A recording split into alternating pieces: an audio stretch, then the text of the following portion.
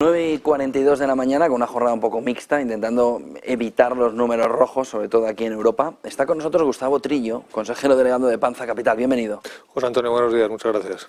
¿Con qué fotografía se van a enfrentar los bancos centrales a la posibilidad de otra subida de tipos de interés o de pausa? ¿Y con qué fotografía se encuentra el inversor en el inicio de este nuevo curso?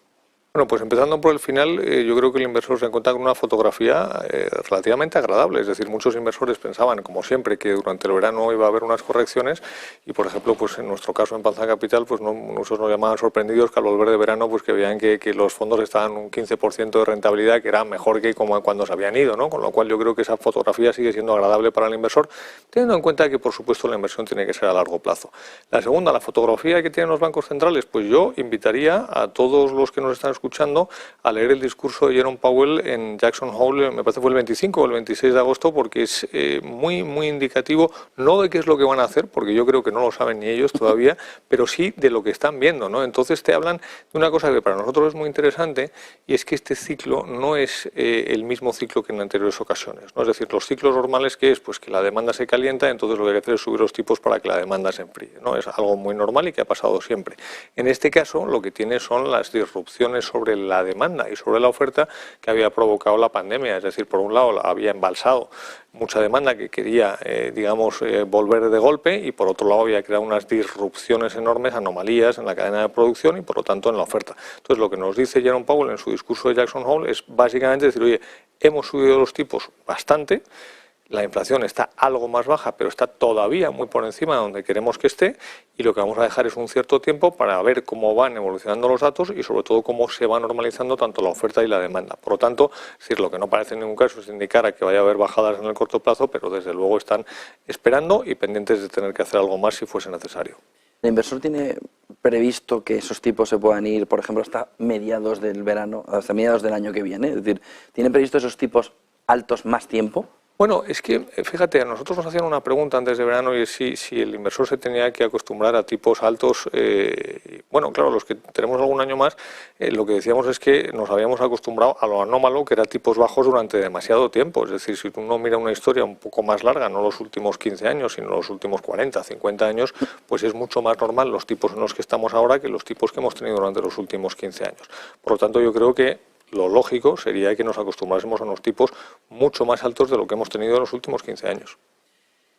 ¿Renta fija, renta variable en este entorno? Porque claro, renta fija, ya ves las rentabilidades, bono americano, y dices, pero ¿yo qué hago ahora mismo en la renta variable? Pero claro, tampoco se puede. José Antonio, yo diría que conmigo ahí has pinchado un hueso, porque somos inversores en renta variable, vocacionales y convencidos. Para nosotros la renta fija, yo siempre digo una frase, es que cuando yo empecé a trabajar, empecé curiosamente en renta fija, y mi jefe en JP Morgan me dijo una cosa, me dice, Gustavo, lo que tienes que saber de la renta fija es que nunca es fija y a veces no es ni renta. Entonces yo me quedé con esa frase, es decir, yo creo que la renta fija está muy bien para guardar el dinero, para un periodo de tiempo relativamente corto. Cuando uno invierte a largo plazo, tiene que invertir en renta variable. El objetivo de rentabilidad sensato en renta variable pues es en torno al 10% de media anualizada. Eso lo que está haciendo es que seas capaz de duplicar el capital cada 7-8 años. Eso, digamos, la renta fija no lo consigue, y la realidad es que mucha gente está pensando en las bondades de las subidas de tipos para la renta fija, que obviamente las tires son más altas, pero ojo, porque ahora vendrán el lado oscuro, y es que empezaremos a ver más impagos a medida que haya compañías que no sean capaces de refinanciarse.